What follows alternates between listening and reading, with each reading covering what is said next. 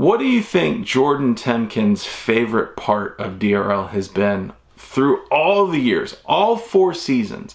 What do you think his favorite part is? Well, I can tell you it's the same thing every year. And he experienced it himself, and he talks a little bit about it in this interview. So I hope that you enjoy it. Yeah. So what do you think has been your favorite memory from DRL for all the seasons you've been on it? Oh. So it's not a singular memory. Well, okay, I mean, I can say like the 2 championships that I won, but that's a cop out. Okay. That's a cop out. We're gonna. No, you can't answer that question that way. Go. Yeah. I think my favorite part is actually when the rookies come in. Okay. I know Vanover did this, where they're like, "Oh, I'm good at mini quad racing, and this is gonna be the same."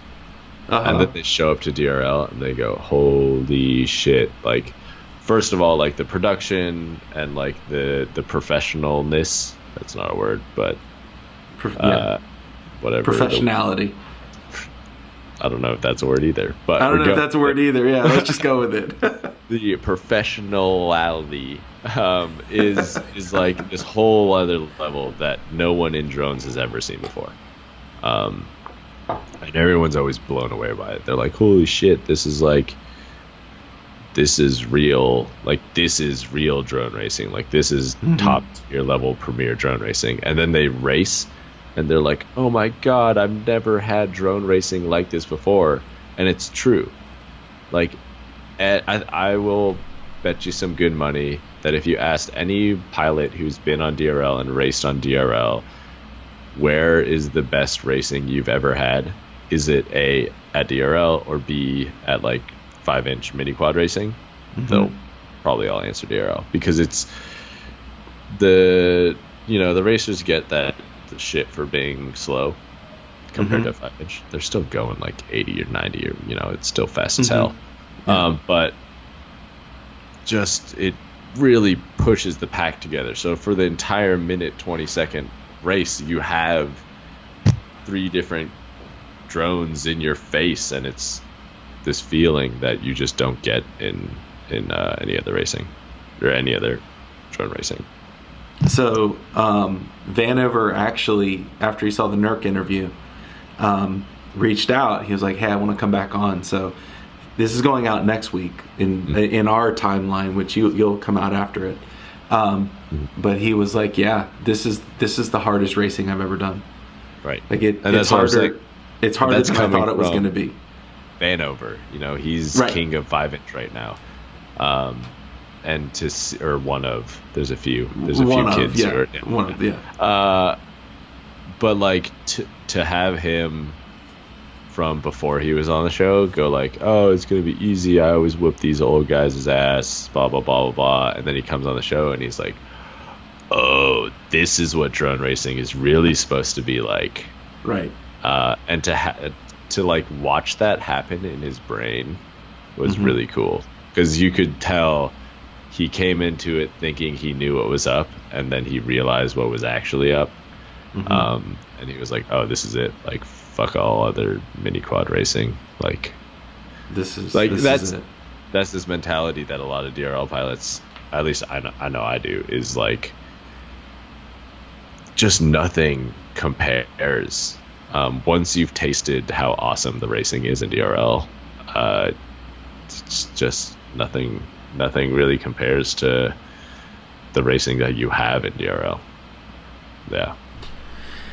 So, if that's your favorite memory, are there memories? And I mean, granted, you've had an awesome run in DRL so far. Right. Are there any moments that you wish you could go back and take back? Not really. Okay. No, I mean, I think all of my losses have been, mostly just due to me crashing, which is like, shit happens. Right. And like, I'm okay with that, because you can't be perfect. And I'm never one to be, like, I just enjoy the whole experience so much that I don't think I have anything that I'd really regret, honestly. Yeah, we have awesome. a good time. We have a good time. That's awesome. So, speaking of a good time, Yeah. Vanover specifically called you out and said that you are deadly accurate with a champagne bottle. Wait, how does one get the skills to be deadly accurate with a champagne bottle to the point where you can, according to him, target his eyes with every squirt?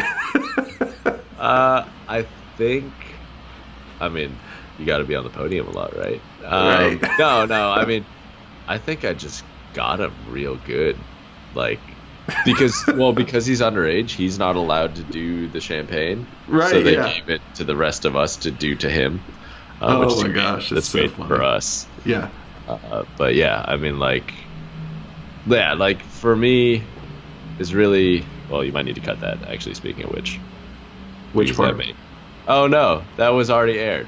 Yeah, that already aired. Okay. Well, I'll edit whatever just happened. No, that's good. That's good. Okay, I forgot that episode 1 and 2 has already aired. So I was like, he's been on the podium for season 1 or for level 1.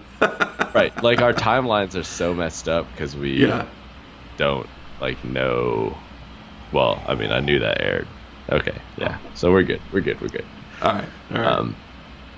But yeah, no, it's really fun. And we always well, I guess he doesn't come with us, but we always all go get beers afterwards and hang out, and we always all have a good time. So Yeah. what, that brings me, you guys work hard. You guys are out there in the top level of drone racing. What kind of shenanigans go on? Like, what kind of pranks? I know there's got to be some. We have some good pranks. It ends up, a lot of it ends up just turning into drinking games. But really, there's one good one that happened last week that I don't want to be the one to tell. Because I feel I was a spectator, and I feel I should leave it up to the people involved. Okay. To tell that story, but there's a really good one that happened last week that you'll want to hear, and I'm sure it will be a part of the whole Twitter stream. Okay.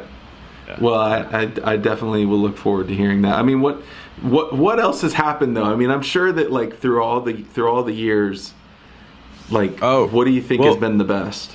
We just always go out and have a good time, man. So a lot of the filming happens at night, right? It happens at, we start at 6 or 7 p.m. and go till sometimes 7 in the morning. Which is everyone's why can't a under 18-year-old be a part of the race? You can't have an under 18-year-old do a 13-hour day from. Yeah, it's illegal. Yeah, it doesn't work. You can't. After you've just flown into a country on the other side of the world, so you're all jet lagged and some of the, but I mean that's just production. That's any productions like that.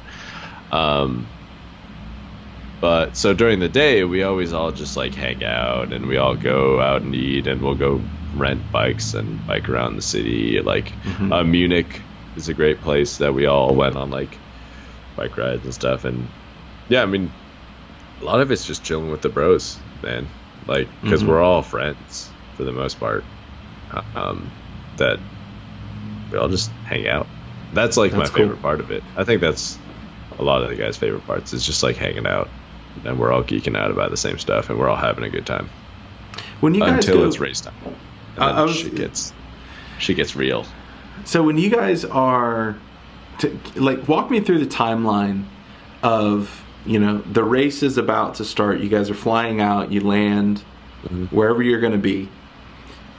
Walk me through the timeline of what a typical race or set of levels would be like. Sure. So normally we show up.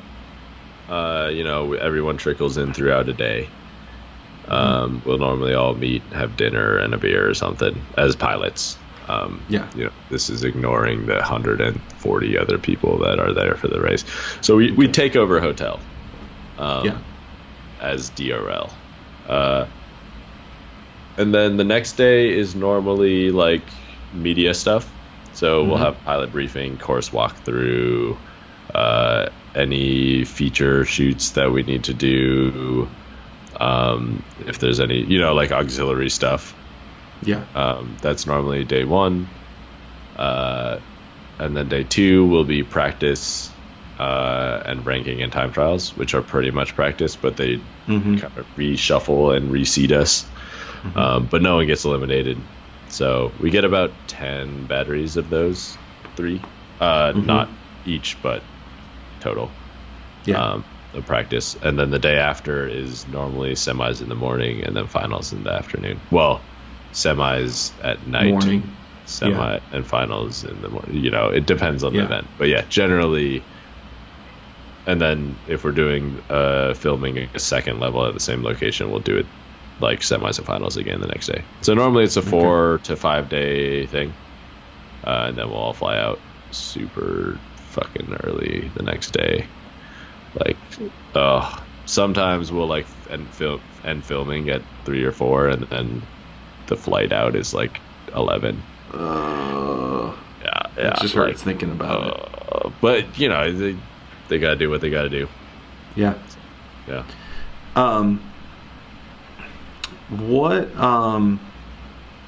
What's it like behind the scenes when you're waiting to race? Nick Willard mentioned that like you guys have to have a handler to go to the bathroom because mostly just Willie. I was gonna say the rest of us are like, hey, we're gonna go to the bathroom. Willie has to be like, hey, am I allowed to go to the bathroom? Yeah, but that's just because he's still a 12-year-old. He says he's a nervous peer. Yeah. So what? Tell me, like, you're not racing yet. Yeah. Maybe you're not in the cockpit.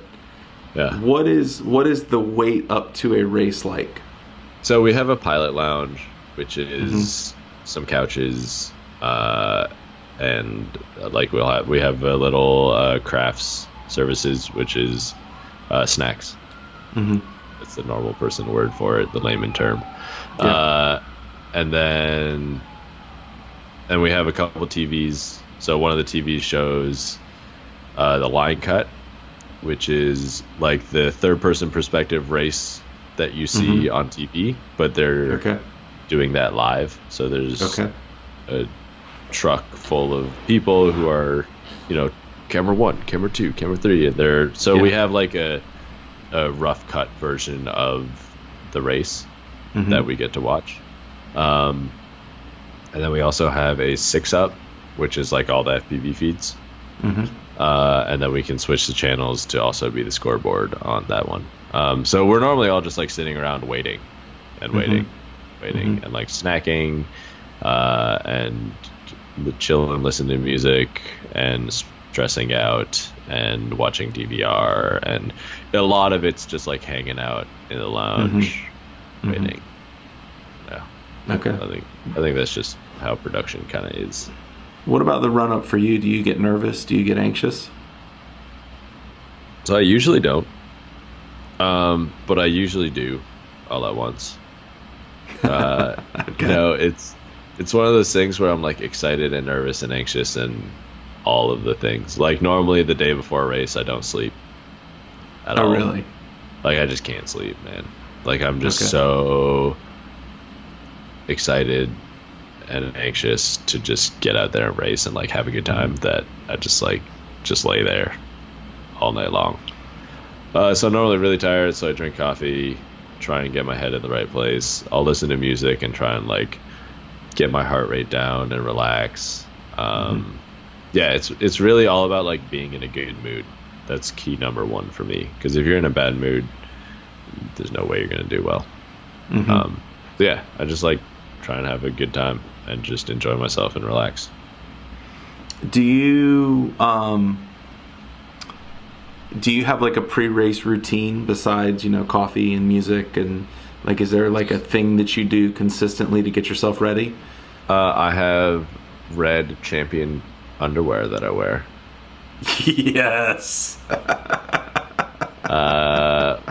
else?